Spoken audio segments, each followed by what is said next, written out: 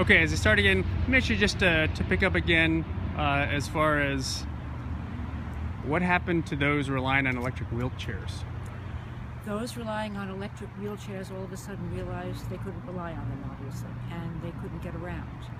This caused all kinds of consternation. They had to call in people they would not necessarily need to call in. But the town stepped up to the plate. The town had places where those wheelchairs, if you could get the people to put a wheelchair to a place, like the fire department, the police department, or town hall, you could charge it. The town had stations for charging. We were without electricity in Branford for each storm at least a week, roughly a week. Other towns had worse situations. We were ahead of the game because our sewer system continued to work, although there was a moment or two, let's put it that way, but it worked, and we did well considering that we were without power for such a long period of time. Food was difficult to get, and questions were asked, particularly in the first storm, many of which were answered in the second storm.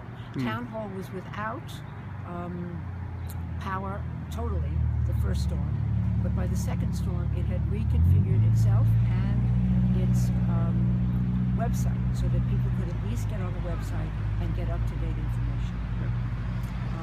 And tell me about the hospice. We talked a little bit about the hospice. When the hospice lost power, what happened?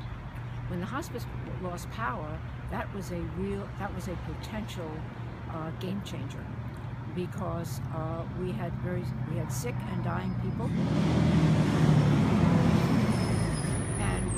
and the decision had to be made as to whether to evacuate them or not. They were eventually evacuated, and hospice power eventually was restored. What they learned, and what a lot of people in town learned, was that they needed their own generators. And that's what happened. People got them, institutions got them, government facilities got them.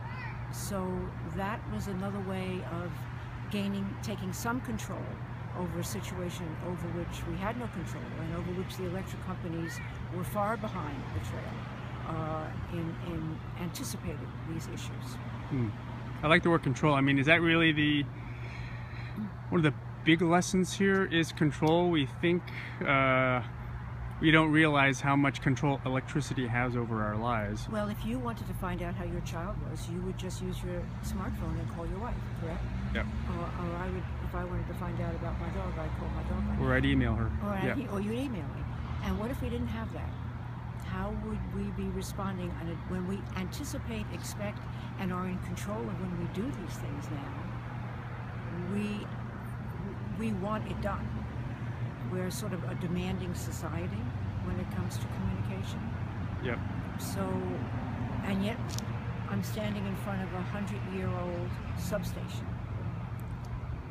that is on a flooded street near a river.